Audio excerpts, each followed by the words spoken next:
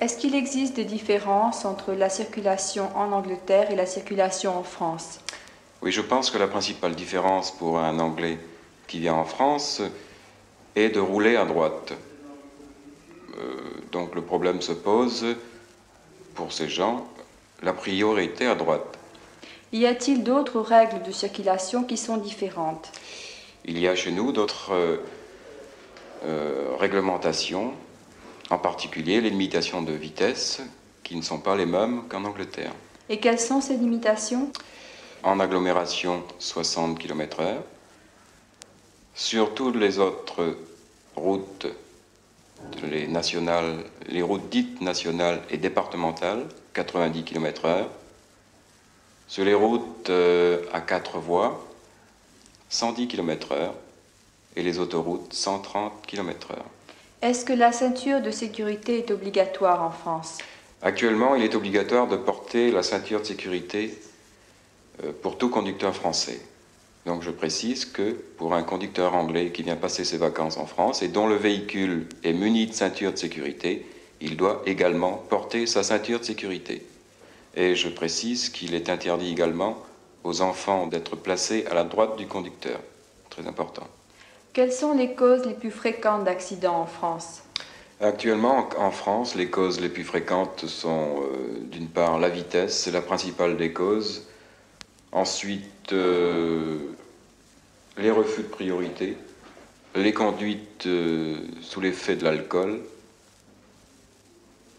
les piétons qui commettent beaucoup d'infractions et les circulations à gauche également. En Bretagne, c'est surtout la vitesse, la principale cause des accidents. Et lorsqu'on dépasse la limitation de vitesse, que risque-t-on? Eh bien, lorsqu'on dépasse la limitation de vitesse, on risque d'abord, d'une part, un procès verbal, et puis, d'autre part, une suspension du permis de conduire. Que pensez-vous de la femme au volant? Ah, moi, je ne suis pas contre, pas du tout. Je trouve qu'une femme est aussi capable qu'un homme de conduire et de bien conduire. Eh bien, d'abord parce qu'il y a une circulation très forte, parce que les gens qui conduisent sont très différents. Vous avez des hommes d'affaires qui veulent aller vite, des sportifs qui veulent aller très vite. Vous avez au contraire des gens qui se promènent et qui souhaitent aller lentement. Il y a donc des rythmes différents de circulation. Et c'est sans doute une des causes d'accidents qu'on ne voit pas assez et qui est réelle. Considérez-vous que les femmes conduisent aussi bien que les hommes?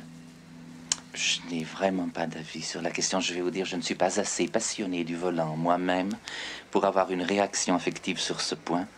Parce que je conduis moi-même, parce que j'ai besoin de conduire. Mais quand je veux voyager pour mon plaisir, je préfère le train.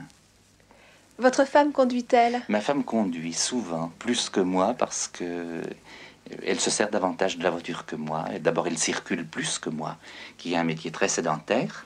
Quand elle va faire les courses, c'est elle qui va et elle prend la voiture.